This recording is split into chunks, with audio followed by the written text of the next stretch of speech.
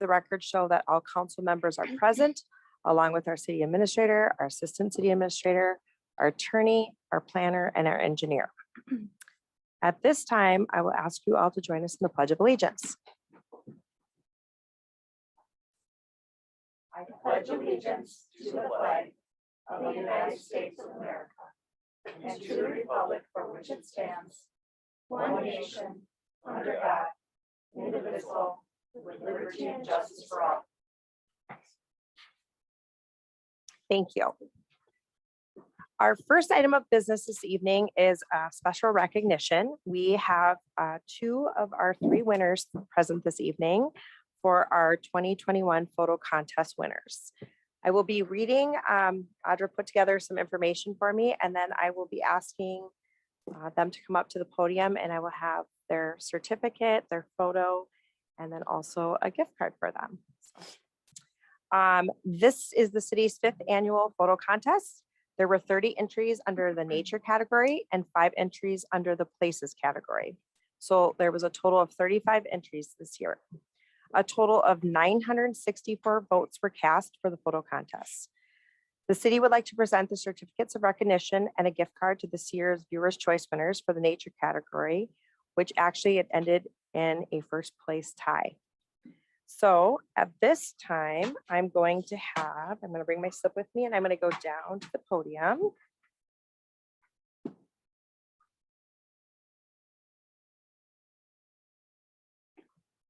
Have it on view for people to see it. Maybe speak into that. Okay. All right.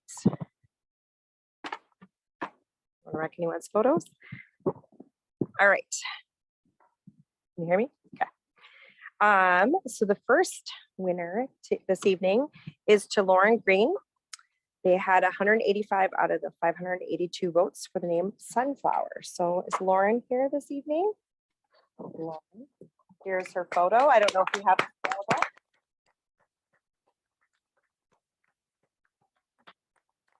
Beautiful. So Lauren, here is a certificate, and then there is a gift card to Target. And here is your photo framed. Thank you. Thank you.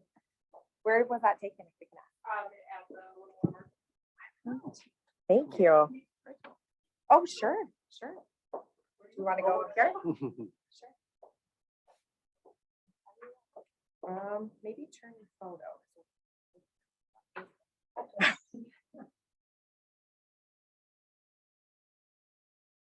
Thank you.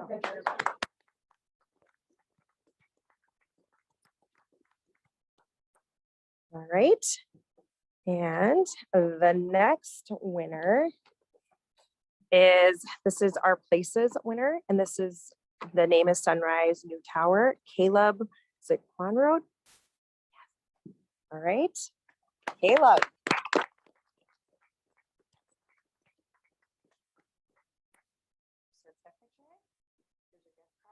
Here's this photo, everybody. I'm gonna turn it this way, and then we'll take our photo. Beautiful. Beautiful.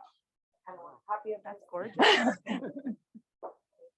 Nice job. Your photo, and then just stand back into the picture, Audra. Same spot. Thank you.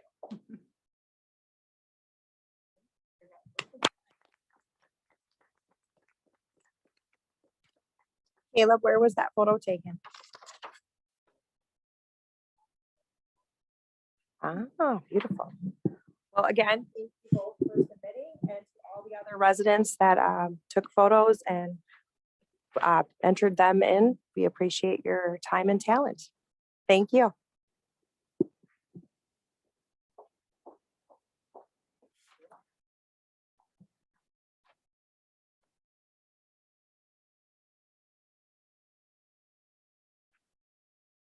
All right. We are still under the open forum portion of the meeting. This is the portion where you can come to the podium, state your name and address, and limit comments to 5 minutes or less. Would anyone like to speak at this time, or would anyone online like to speak also? Yes.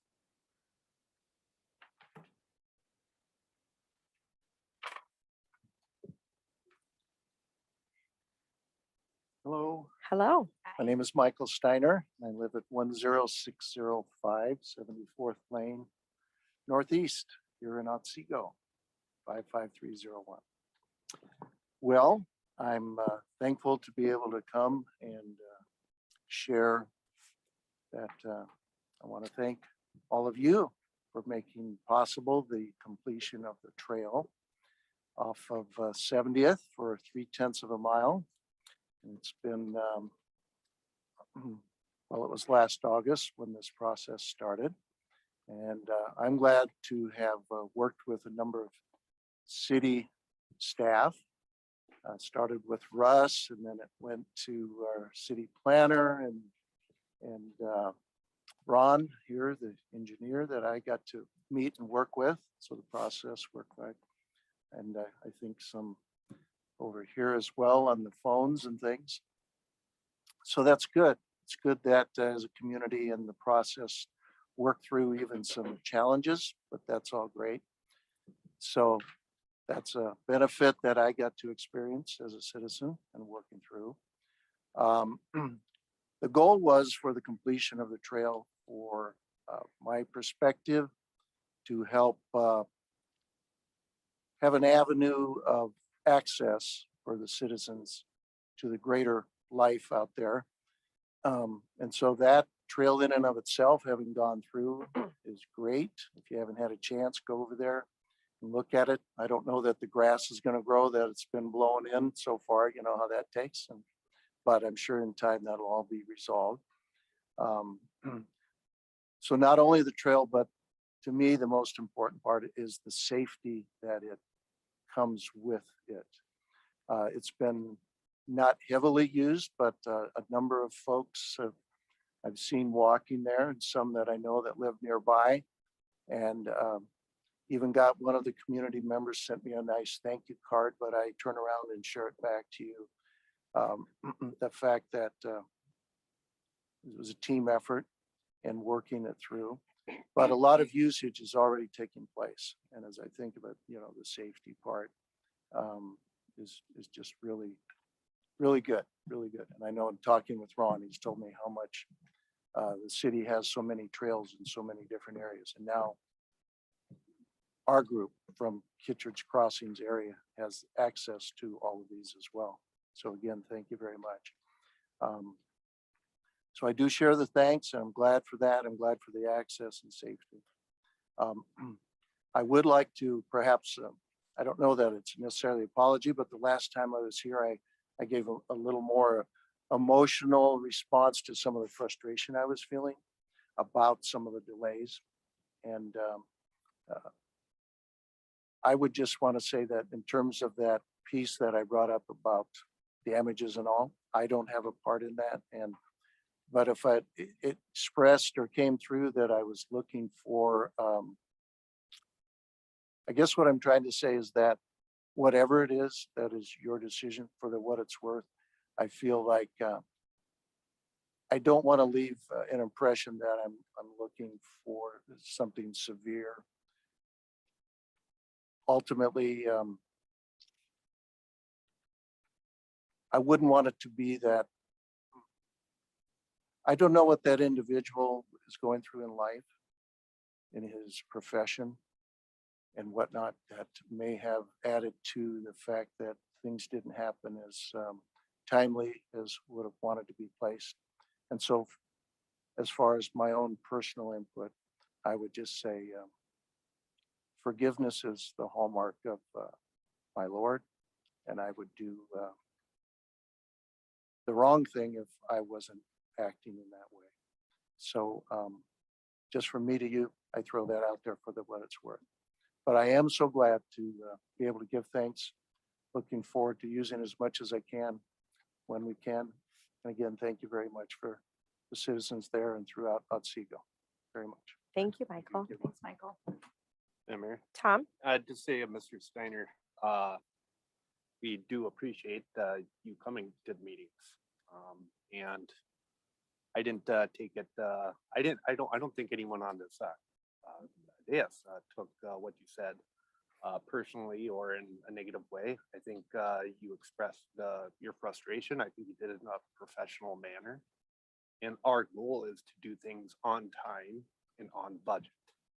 That's what we're doing. And having people like you come in and letting us know, hey, this is supposed to be done here by this time actually helps us, keeps our feet to the fire along with staff. So appreciate everything that you did. Thank you. Thank you. All right, this is still the open forum portion of the meeting. Would anyone else like to speak?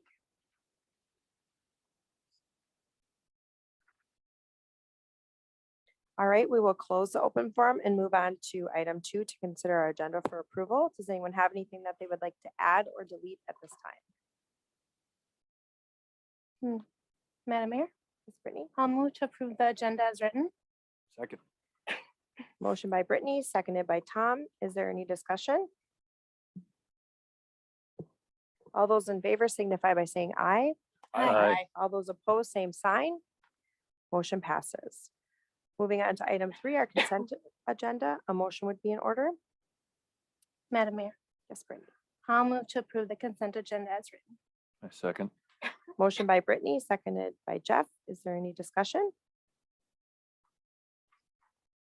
All those in favor signify by saying aye. Aye. All those opposed, same sign. Motion passes. Moving on to the planning report, item 4.1 is Prairie Point. Dan, Thank you, Mayor. The application this evening is from DR Horton for approval of a zoning map amendment, rezoning from A1 Agricultural Rural Service District to R5 Single and 2-Family Residential District. Approval of a preliminary plat of 176 single-family lots. Included with that is a planned unit development conditional use permit related to the Shoreland Overlay District that encompasses a portion of the property related to the natural environment lake that's just to the east and is actually within one of the 40-acre parcels that comprises the property. And then also vacation of existing roadway easement for Marlowe Avenue and 83rd Street. So the subject site is 120 acres located east of McIver Avenue at the end of 80th Street, just east of Prairie View Elementary. It's also adjacent to Arbor Creek, Martin Farms, and the Prairie View Estates preliminary plat. To the north and to the east of the property is all cultivated fields that's outside of the current West Sewer District. Basically, in future expansion area, this area is the last serviceable property at this corner of the West Service District. Preliminary plat, as I said, is 176 single-family lots. They've been designed to meet the requirements of the R5 zoning district at 9,000 square foot minimums with a 60-foot wide or 60-foot wide width as their requirement. In essence, what we've done as part of this development is rather than zone it to the R4 zoning district, which requires a slightly larger 12,000 square foot minimum lot area, shifted the development all into the west portion of the property, leaving the balance of that area surrounding the natural environment lake, including the upland, as part of an outlot that can be deeded to the city. The city's parks master plan anticipates construction of a greenway corridor all the way around this property. We've already acquired one portion of that greenway as part of the Martin Farms development. This acquires a substantial portion of that, but more will need to be developed and acquired in the future from properties to the north and east once added to the sewer district. But also as part of this greenway corridor, we get a major section of the Otsego Creek channel as well. So clustering those lots basically in the west portion of the development and leaving the balance as permanent open space is a benefit both to the development and to the city's overall goals. When the city constructed 85th Street and McIver Avenue as part of a major improvement project between 80th Street and Nashua Avenue, one of the goals was to eliminate the existing 90-degree turns that are in place between 80th Street and Mason Avenue, which are comprised of 83rd Street along the north line of the site, and then Marlowe Avenue between the site and Prairie View Elementary. So the proposal is to vacate that right-of-way, making that area part of the rear yards within the development, and then also transferring the balance of the west half of the property back to the school district as part of their campus, and then the land to the north to the Pouliot family and their land holdings to the north. The streets within the development still provide for a connection between 80th Street and 83rd Street at Mason Avenue via internal roadways. The configuration is such though that it's not an obvious through route to discourage traffic from using the neighborhood as a cut through. And again, trying to encourage motorists to use McIver Avenue and 85th Street to the extent possible. Streets within the development are designed to the city's standards of 60-foot right-of-way and a 28-foot wide street with sidewalks on one side. We did note as part of our report to shift the number of the sidewalk locations to minimize street crossings as much as possible, particularly along kind of parallel to the Greenway corridor where you have this long block, basically uninterrupted except for the trail connections into the Greenway corridor itself. There'll also be the trail connection out to Mason Avenue to provide for access to the Greenway and extension of the trail along 80th Street into the neighborhood, providing walkability to the school district itself. City administrator and I had a meeting last week with the school district regarding this trail connection into the school property. They're reviewing the plat layout and their own campus plans. There is the alternative to shift that slightly farther to the north, and we have a follow-up meeting scheduled with them for next week to review their preferences with regards to that. Each of the lots within the development, upon completion of the home, will have 2 trees planted, one in the front yard. They'll also provide for sodding of the property as required by the development agreement. In terms of stormwater, the developer provided grading, drainage, and erosion control plans that provide for stormwater basins within outlots that will be deeded to the city for maintenance, meeting the city's requirements as well as those of the MPCA. Utilities, this property is serviceable by sanitary sewer extended from the south out of Martin Farms and will provide for utility service throughout as well as connection to water both at the school property and Martin Farms to the south. Developer will pay obviously the availability charges at the time of final plat approval and then connection charges when individual homes are constructed. All the lots have drainage and utility easements at the perimeter of them as required by the subdivision ordinance. The city engineer would review if there's any overland drainage that also needs to be covered by drainage and utility easement. The outlots are all being deeded to the city, including the 50-acre outlot encompassing the natural environment lake that is separate from the park dedication requirement in consideration of the zoning of the property to R5 district. So the developer will still pay the cash fee in lieu of land for each single family lot within the development. There would be credits to the developer for construction of the trail along the Greenway corridor. It is advantageous to have that put in at the time of development so that people buying those homes understand there's going to be a trail right behind their home and it's not an uninterrupted view to the wetlands. City staff recommended approval of the application based on consistency with the comprehensive plan as well as compliance with the city's development regulations. Planning Commission held a public hearing on October 18th to consider the request. 4 residents from Arbor Creek and Martin Farms were in attendance, 3 in person and 1 via Zoom. Some of the issues that they raised were related to management of construction traffic, to basically keep it from using Martin Farms and Arbor Creek to access this area, and with the connections both at 83rd Street and 80th Street that can be accommodated. There's an existing tree line that was a fence line between the Martin property when it was farmed and the Betch property, which is this site at the time that was developed.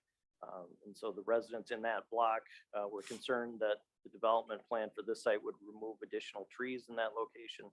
City staff has scheduled a meeting for this week with those property owners to go out and review the location of the existing trees as well as the grading plan and the extent to which any of those trees could be preserved. There was also a discussion about the number of lots in the lot area within the preliminary plat, city staff emphasizing that these lots do meet the requirements of the R5 zoning district, and the use of the R5 zoning district is consistent with the city's goal to acquire that natural area to the east portion of the property. Final comment was made with regards to a potential eagle's nest being within the property. City staff had a construction observer go through the site, didn't identify any eagle nest locations. We've asked the property owner for additional input on that.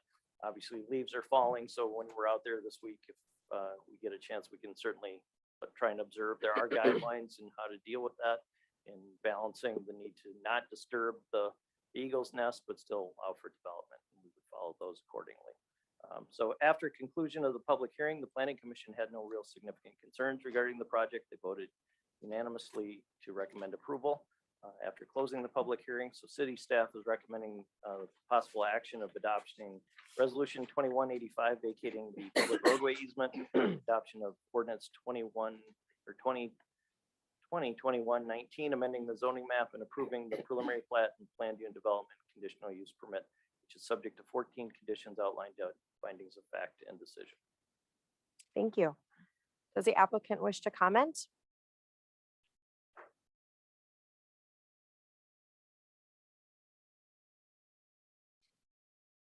Good evening. I'm Mike Sewell with DR Horton. I guess our only comment would be that we've read the staff report and I think Mr. Lick and Mr. Wagner have laid out a pretty good report and we were in agreement with what they put in front of you. So we'll take any questions that you may have, but we're still working with staff to finalize it as we go forward. So, but we're excited to keep coming back and still building. Tom. Quick question for you, Mike. And maybe Dan, you can answer this as well, but that street, that north-south street on the west edge of the northwest edge of the property, no, the existing street. Oh. So is there big ditches there? Yes. So that's gonna be taken kind of down, or how's that gonna be graded? Right now, there's still, right Hennepin, Oh, yeah, wrong. right Hennepin still has their power poles there. They're working on rerouting their transmission lines over onto McIver and 85th Street, so then they can remove those. The city or the school districts has a line that is for their own use that runs on 83rd Street, so that an easement will be necessary there in perpetuity. But everything above grade will be gone and the road will be gone, hopefully graded out. We'll at least make sure it's graded out on their side, whatever the school wants to do with their side. Get the pavement out of there 100%, but as far as grading within the school's property and grading on the north side of it, that will fall to the school and the property to the north of 83rd Street. Okay, yeah, I was just thinking of that road that goes through there, and there's ditches on both sides. I haven't driven on it in some time, but I was just trying to envision how that's gonna look in the future. Mayor? Mhm. We did this previously with street on 67th Street as it went through what was Zimmer Farms and just on the south edge of north edge of Otsego Preserve and south edge of Remington Coves. There used to be a street that connected over to McAllister, and that of course doesn't exist anymore, and development is residential streets run through there in a much different manner. Okay, Just one thing to add, and maybe it's what Ron was talking about, there is a fiber optic line in there too, so we have to figure out the depth of that line to help determine what the final grades can be, so it's still getting worked out with city staff and whoever owns the fiber. We're not sure if it's a school or if it's a Is that on the west side of the road or the east side? It's on 83rd Street. 83rd and it curves, It should go straight into the. maybe go straight into their property, but we're still trying to nail that down. okay, so probably a silly question, but is 83rd the dirt road? Yes, I'm sure I was tracking correctly. Well, in this section, it's yeah. tarred. So Mayor, the east of Mason Avenue, that's gravel.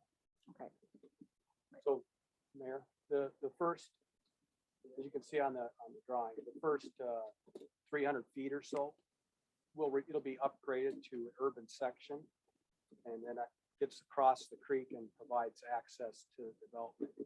Once it's past that point, there will be no street beyond that, or south along Marble. We'll see this.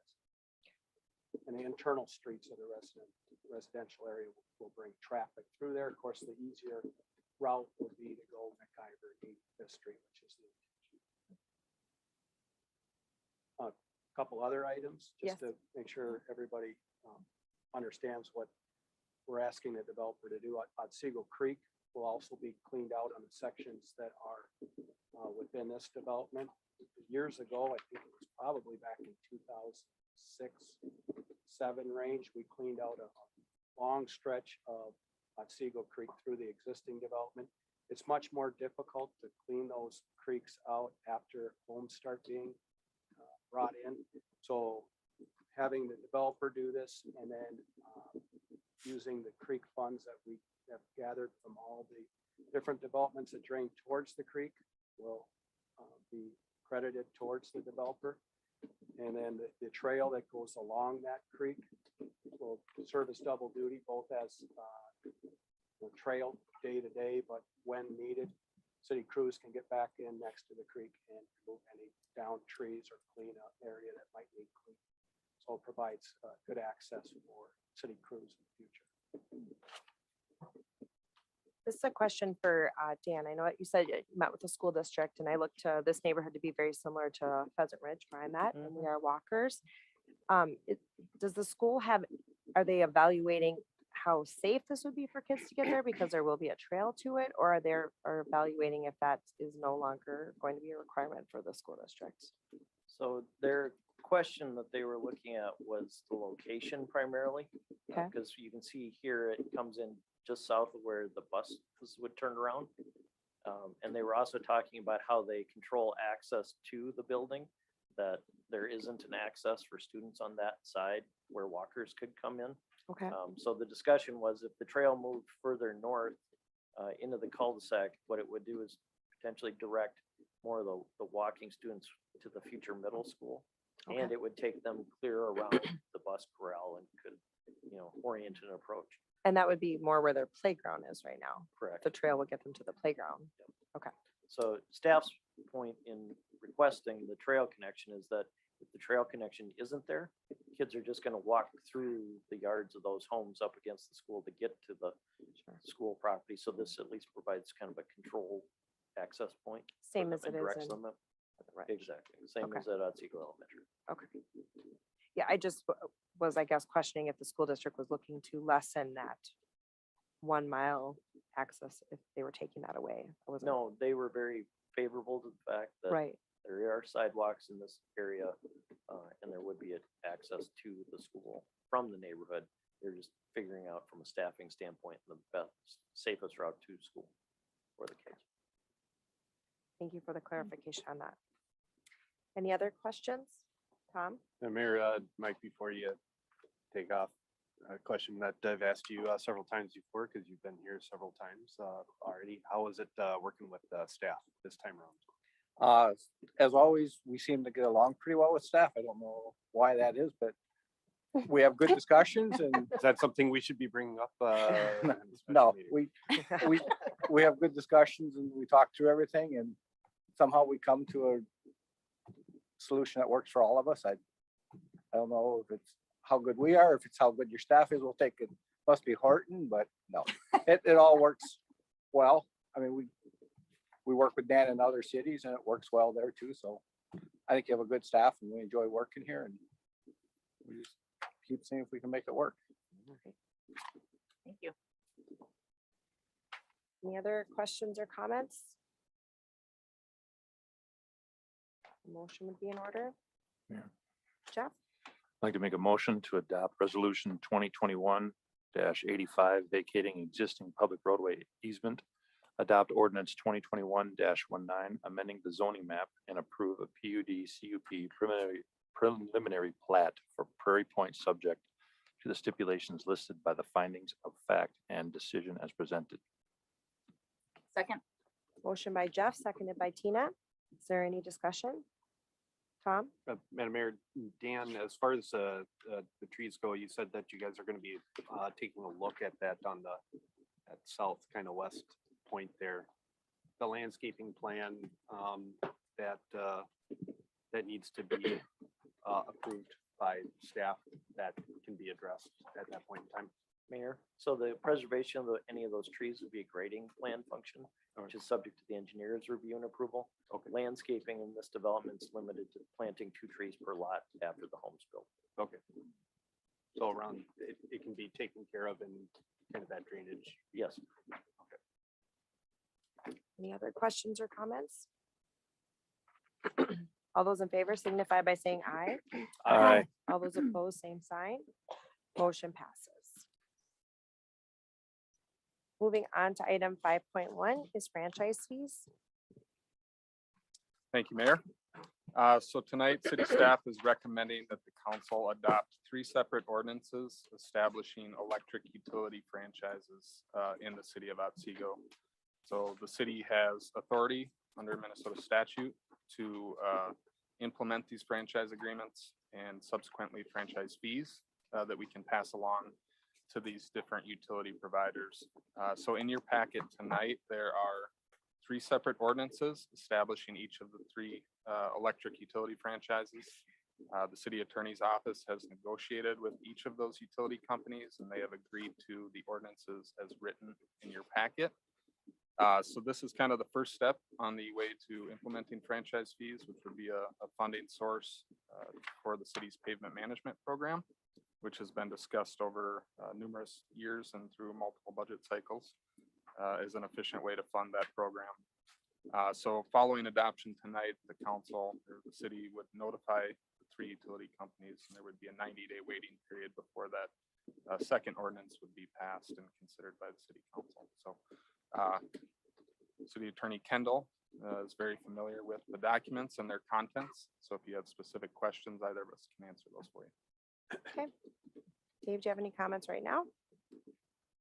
Well, Mayor, my only comment is that this is an increasingly common way for cities to raise revenue. So a lot more cities are adopting this, and it's becoming pretty uniform, pretty standard among metro area cities and even more common among outstate cities. So this is a way that a lot of cities have chosen to deal with recent changes in the law regarding funding for streets and pavement reconstruction.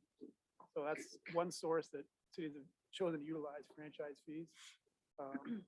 And beyond that, we've spent time negotiating individually with each one of these utilities. They've agreed to all the terms here. So there should be no further problems if you choose to go ahead.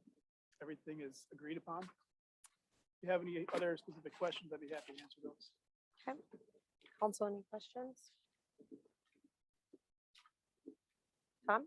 And Mayor, Adam, we were just waiting on, was it right Hennepin? The 3 ordinances that are in your packet tonight are for Excel Energy, Wright Hennepin, and Elk River Elk Municipal River. Utility. We're waiting. Was it Elk River that we were waiting on? You were meeting with them the next. Previously, Yeah. it is finalized and in your packet tonight. The city has an existing utility franchise agreement with CenterPoint Energy, and that's why you're not adopting that this evening. All right, if there's no questions, a motion would be in order. Mayor. Jeff? I'd like to make a motion to adopt ordinances 2021-20, 2021-21, 2021-22, establishing electrical utility franchises for Northern States Power Company, Elk River Municipal Utilities, and Wright Hennepin Cooperative, and authorizes staff to publish the summary ordinances. For a second? Second. Motion by Jeff, seconded by Tina. Is there any discussion? Tom? Mayor, how long have we been working on this, Adam?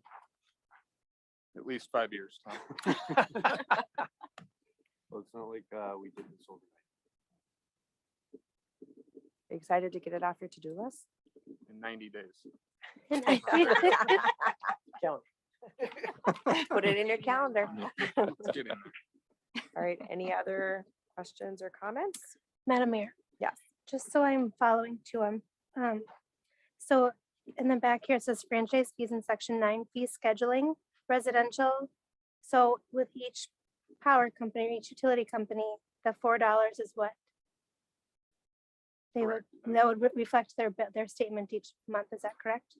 If those utility companies choose to pass that along, which they most likely will. Okay. But yeah, the actual fee ordinance is the second one in the process, and that will come in 90 days. But the maximum amounts are outlined in the agreement that you're approving. So we'll be putting that out in 90 days. Okay. Any other questions or comments? All those in favor signify by saying aye. Aye. All those opposed, same sign. Motion passes. Moving on to city council reports and updates. Does anyone have anything? Moving on then to our commission liaison updates. Heritage Preservation, Brittany. Madam Mayor, so last OHPC meeting, we had many thanks to Parks and Recs for the festival. They were very appreciative of where they were placed for the festival. They had a lovely time. They were very thankful, and they have already requested that same spot for next year. And then also they had asked questions about, just to revisit, apparently there had been conversations about restoring, possibly preserving the old city hall and what that would look like. And so just talking today with staff, we just have to come up with a plan as to what that building would be used for, if it's open to public, what we would do with it. Costs a So- lot of money is what we've been down that road. I looked to Dan on that one. Tom probably recalls those discussions. Time ago. It was a So- long time ago. So just maybe Dan and I will talk a little later then. They've, I mean, and that wasn't originally their plan. Originally it was to save, it was the PV house. And so that's been, hasn't really been on their forefront for a long time for the old schoolhouse. Okay. Bring Dan Trevor back. He was a former council. Former member. Yes. councilman at, made his thoughts well known on that. I've heard. So that's really it. Not much. And I would say too, is if they go down that road, that would probably be a really good time to have a full council meeting.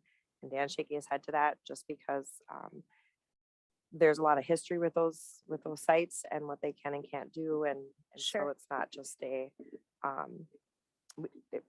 there's a lot involved with it for restoring it and keeping it historical in their sense to use it and what the requirements are. And that's what led us to ultimately take down the PV house, because we could not meet those requirements.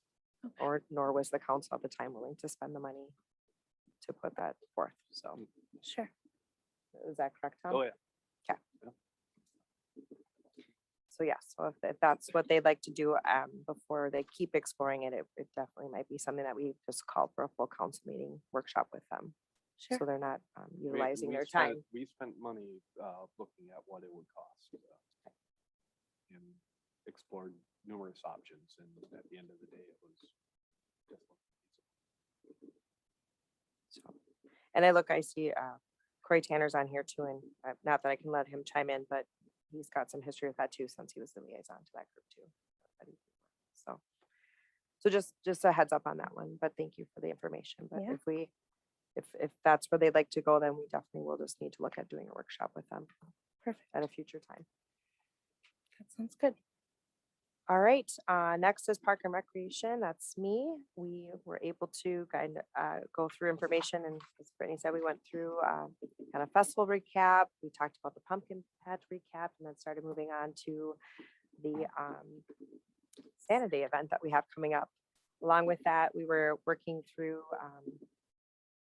kind of plans on how we could do some marketing with our neighbors, and then also looking at the CIP and just some updates on how Ross will be presenting CIP information, which we'll be talking with after. Next would be Planning Commission. Tom? We did Prairie Point this evening. Next would be Public Safety. I'll look to Councilmember Day. you since I was out of town. Okay. It was a good meeting. We were able to meet with the ambulance services were present that evening, and what was kind of brought forward is just there's a lot of and it's not just Otsego specific, which falls to the whole state. The number of ambulances and drivers that they have even able to come out and service residents in their time of need is less and less. And Jason Altman's in the back was present at that meeting, and we talked about just that, you know, a lot of the calls sometimes are coming through as helicopter, needing to get a helicopter to these homes because there's not enough ambulances. As the system works, they refer to it as like a bee. The bees are constantly moving. And so as the ambulance potentially drives somebody down to, let's say, a hospital of choice, and hospitals are filling up with beds at this time. So if they wanted to go to Mercy, but it's full, they might have to keep driving to Alina or Methodist. And then finally, as they're coming back, there may be calls in the meantime. So they're actually not getting back into service in our area for quite some time. So, and that came up at a meeting that me and Tom were present at the Albertville fire meeting, fire district meeting that we had went to with Adam present. And we had talked about that. It's just, it's not just Otsego, it's happening everywhere in this time right now. So, and Alina was very aware that, you know, they can try to get people hired, but you know, they're just not able to staff these rigs. So he doesn't think it's going to get better anytime sooner. So there's a lot of concern with what will happen. And so we always request the data for ambulance and service call times. And he just said, you know, these numbers are good, but I think you're going to see them continue to add time before people are actually showing up in place at your house. So that's concerning, obviously, for everyone. Elk River, you know, still uses the IRV system, and their times on the IRV were actually good. And I know that we've, you know, heard we have some residents that were never happy with that data and the time frame, but what they were able to show is that that's actually somebody providing service and on call. So it was interesting to say that at the last meeting, the IRV calls and the time frame for the residents that are able to get the Elk River ambulance were actually really positive. And so, which was, you know, nice to see, because it's really taken a hit. I'm over the glad we years. have that now. Absolutely. I So, mean, more so now than ever because of Yeah. what's happening out there. Yeah. It's so everywhere. this is actually getting treatment to the resident versus Yes. waiting for an ambulance that is taking over 18 minutes. And again, that's just, there's nothing we can do to improve that. And he said this may be, I mean, we're just going to continue to see it, or they're leaving the industry and getting a job in the cities, more money. So everyone be safe, drive slowly. Take yourself to the hospital, I guess, if you need to. Can we slap some lights on our Yeah, cars? yeah. So it was a really good discussion. Brad was here from Rogers. He was the only fire chief present, and so it was a really good conversation. Just that they're seeing that in Hennepin County too. So, and even worse there, just saying that for them being on the outskirts, the really kind of the demand is more towards the center of the city versus in Rogers area, and yet, you know, there's been a lot of major accidents on 94, and so that's why he said you're gonna, you know, start to see those helicopters landing for accidents because they just can't, they don't have any ambulances available. So it was interesting because I mean, I think we're all seeing it, It's and very we're sad. seeing it posted out on social media. Well, So- isn't it also sometimes even the ambulance that's supposed to serve our area, if It's not- something happens Right. Yes. in an area next to us, they're They getting pull. pulled from there and from our area. So Mhm. that redundancy is. Right. Which is, he referred to Thin. it as, and that's what I said about the bees. The bees is constantly moving. They're So the con- hive goes one way. If the ambulance is taken out of, like you said, our service area, they're calling on ambulances to come in from areas Come that and aren't even. support Further Us, away. or Yes. wherever. So Mhm. your response. So it was a very good conversation. Again, just something that we all need to be aware of. And I would agree, as Tina said, it's nice to see that IRV system, which some residents have complained about. Right. In this circumstance, what we're facing right now, it's actually really good, Very good thing. and you're getting care. Right. So more to come with that, I'm sure. Thank you. Yeah. Any other council reports and updates? We'll move on to staff reports and updates. I'll just go in order. Audra, I have nothing to report. Thank you. you. And thank you for getting the items for the gift card for the photo contest. You're welcome, and it was with the help of Bethany. Okay, well, pass it along to her. That I I will do thank her for that. Good job. And So will you be using those photos then on our website? What's the plans with them too? I guess the plan would be to use them on the website and also maybe in the newsletter and other social media as needed. Okay, great. There's a lot of good photos that were in there. All right, Adam. Thank you, Mayor. Just one quick item. Wright County Highway Department is hosting a open forum this Wednesday from 3 to 5 p.m. regarding extension of the local option sales tax. That is at their highway building in Buffalo and open to the public. So Thank you. Sabrina. Thank you, Mayor. I have no updates. All right. Dave. Thank you, Mayor. I have nothing this week. All right, Ron. Just that the water tower number four was hoisted a week ago. And I think most of you probably seen the video. The video is great. Awesome. Time lapse. Yep. So that's about it for projects around town. City projects around Wayne. Thank you. Dan. Mayor, the next planning commission meeting is November 18th. We have an application from RL Carriers for a 100-dock cross-dock facility, basically a distribution facility. They currently have a location in Farmington that they're outgrowing and looking to expand. So that's at the southeast corner of County Road 38 and Queens Avenue on the west part of the Midwest Station property. We have an application that we received from Quick Trip for a convenience gas station at Parish Avenue, County Road 42 and 87th Street within the Parish Meadows development. That application is incomplete at this point. We're waiting to see if the revised plans are submitted. And then we are expecting an application from GCC of America to amend their conditional use permit. They want to upsize their storage silos on the property, not necessarily make them taller, but make them larger in diameter. So that will require an amendment. That would be a future application. What is the reason for it? They just think that they'll have more product coming in? Correct. Okay. So when you have GCC coming in, do you have to then re-notify the people around it? Yeah. Okay.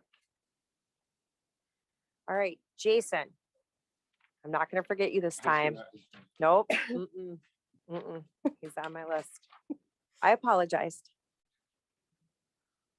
Just to echo the sentiment, I guess, the ambulances, one of the things, about 2 years ago, some of the discussion that we have is looking at Otsego is basically right on the border of 4 different ambulance services. That's been kind of looked at as, I don't want to say a problem necessarily, but typically looked at as not the best. However, it's interesting how that's actually kind of completely flipped the switch with a lack of ambulances. Fortunately, there's another service that's Right there.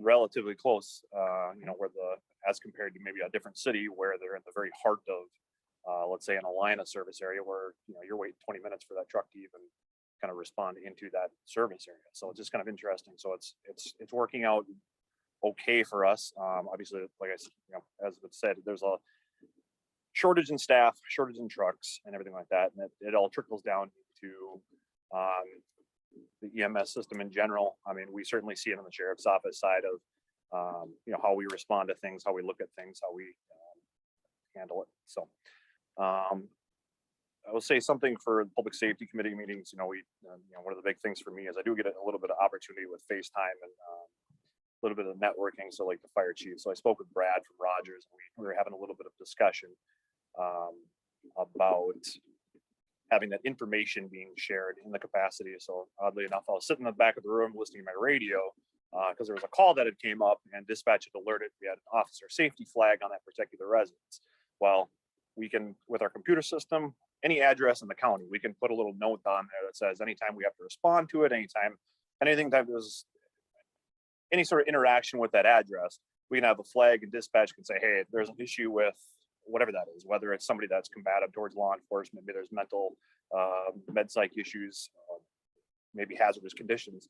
Well, I can also do that. It extends to the fire department. Well, Brad from Rogers is like, hey, do you have the ability to do that? I'm like, absolutely. I'm like, send me absolutely anything you want, so that if Rogers Fire is showing up to something that's a huge red flag for them, that dispatch can share that information. So sometimes there is a little bit of a, I don't want to say a lack of communication, but there is a little bit of a a struggle sometimes with passing information from Wright County Dispatch down to Hennepin County Dispatch, Sherman County Dispatch, whatever the case is. And I said, no, absolutely. You send me an email with whatever you want on there. We can put it on. So, fire in the case of maybe there's, again, hazardous materials, maybe there's, other issues or major problems that they want to know about. How on the law enforcement side, I'm probably, have absolutely no idea what they're talking about. I'm like, oh yeah, I suppose for the fire department, that would be a big deal. So I'm glad we can get that open. So like I said, I just told them anything you want, I can put it in there within about 2 minutes. So, and final little thing here, I'll try to be quick. You'll see some deputies with beards now. Towards the end of the year, towards the end of the year. Are you gonna win Again, yeah. I was actually told last year I couldn't participate in it because they've just assumed that I'm going to win it every single year. So, I was told I can't. So every year we do, this is something really cool for Sheriff Derringer to do. Is we do basically, it's like a beard growing contest type deal thing. So as silly as it sounds, we pay money into it as deputies. We pay money into it to be able to participate, and that money goes to a certain charitable organization. So this year it's actually an organization that has been essentially brought up by our coworkers within the sheriff's office, the Wright County Frontline Outreach. Really cool program. Essentially what it is, as you can imagine, deputies driving around responding to thousands and thousands of calls. We're going to run into a lot of different people on probably their worst day, down on their luck, whatever the capacity is. And a lot of the times something very simple as, you know what, can I help them $20 to fill up their tank of gas? Can I get them a hotel room? Is there, maybe there's diapers that they need to get, something to that capacity where they're, again, down on their luck. Well, in the past, that burden has typically fell on the deputy's own wallet. And there's been plenty of times where I'm just like, this makes the most sense. I can take care of this right now. This organization will literally provide every single deputy the ability to, who knows? I mean, there's a million different scenarios that I could provide where it's like, oh my God, if we just had, a couple bucks here or something crazy, like, we need to get this person a hotel room for whatever reason, or a train ticket, something to help them out. That would be, majorly beneficial to what's going on. And, obviously it's been kind of weird because, like I said, some guys are like, well, geez, now we're paying out of our own pockets or something like that to be able to do this. This organization is going to really, really help with that sort of thing to really help a lot of different people that are, like I said, down on their luck. So glad to be able to put money to that organization. It's a really good cause. Good luck on the beard. He doesn't need What do that. you do? Yeah. Do you use like a Miracle Grow or what's going on? No, Rogaine. so it doesn't start for about 5 days. I let it go. I'll do it, shave it one time. Is it growing right now? I can't see it. This is only 3 days. Can Adam participate? Sure. Unfortunately, there's a few people in the department. We have the winner, and then we have a loser award for the worst beard. Perfect. Oh. Well, there we go, Adam. I'll take any prize.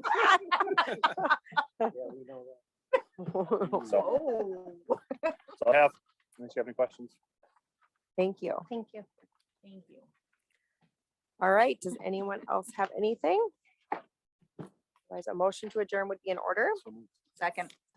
Motion by Tom, seconded by Tina. Is there any discussion?